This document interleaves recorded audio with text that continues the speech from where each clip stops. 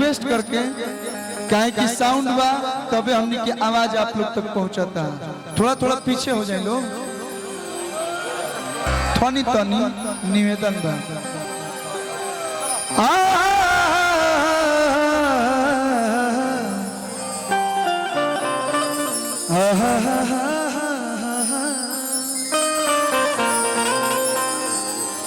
एगो छोटा सा देवी माई के भजन, छोटा सा एकदम, कहे कि समय ज्यादा हो चुकल बा। मंच पे उपस्थित हमारे AR म्यूजिक रिकॉर्ड्स के मालिक हमारे सोनू भैया बानी, स्वागत बा।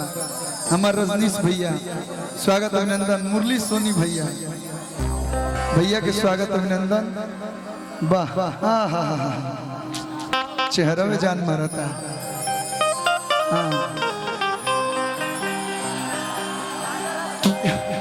हेलो हेलो हेलो कि हमके अपन दास बनाला, विनती करी हजार,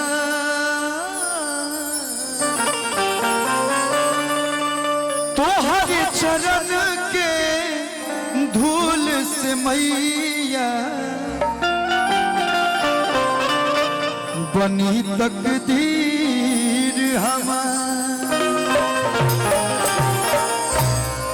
भैया जे स्पीकर के पास खड़ा बना, आप लोग थोड़ा सा हट जाए लोग स्पीकर के पास से, जहाँ भी स्पीकर पर थोड़ा थोड़ा साइड हो जाए लोग, अच्छा लगे। हाँ हाँ हाँ कि अर्जी अपने बाटे हमरो भाग्य जगाई दे तू। प्रेम सोली सेना वाली मैया की जय, प्रेम सोली महेंद्रनाथ बाबा की, प्रेम सोली थावे वाली मैया की नमः। पार्वती पते हारा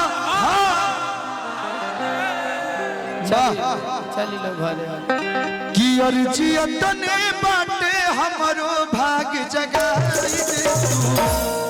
हो अर्जी तने बाटे हमरो भाग्य जगाई दे तू, फुलवे बनाई दे तू।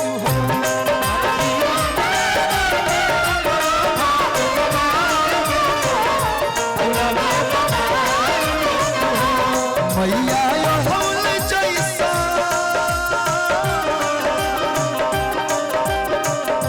तमाई हो हौल जैसा हमरो के अपना फुलवे बनाई दे तू।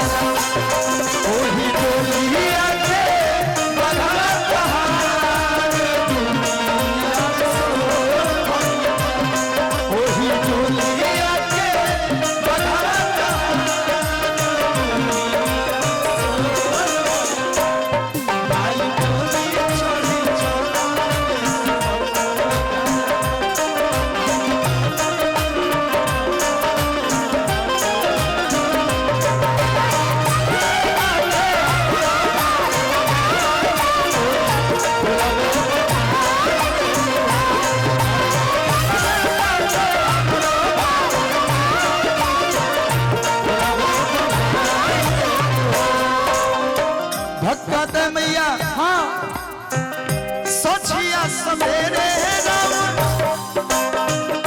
पूजती चरानिया,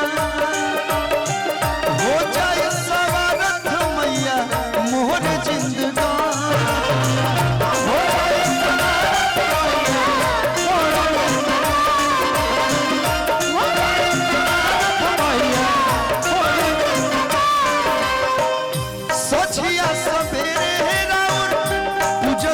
चरानिया, हो जाए सवारथ मैया मोहर जिंदगानिया।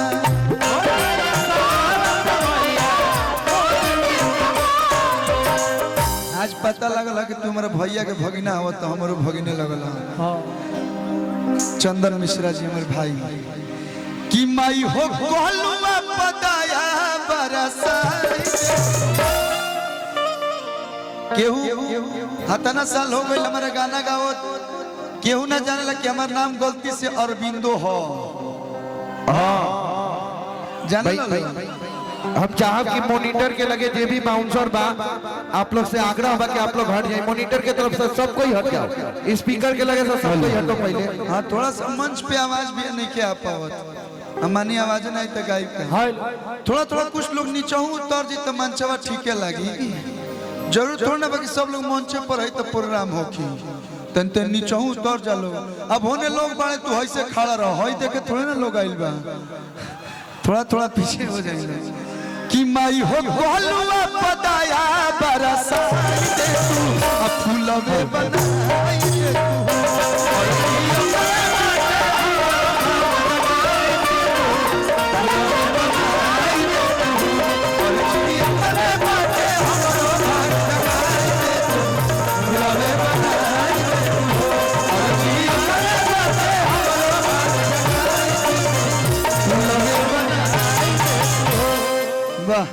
एक बार माई खाती जो माई हमने के पैदा कली बेकर खातिर जोरदार ताली आप लोग बजा दी लोग। और ये हमारे मुन्ना भैया एक बार इनके लिए भी आप लोग जोरदार ताली बजा के स्वागत अभिनंदन कर दीजिए। आज कलुआ एल्बम से फिल्म में गइल बा, अब फिल्म आप लोग के बीच आइल बा तो बहुत बड़ा योगदान आपका है, बहुत बहुत धन्यवाद। आजीवन ही आशीर्वाद बना रहे भैया को बैठाइए। लव यू भैया। कि मरदा के गो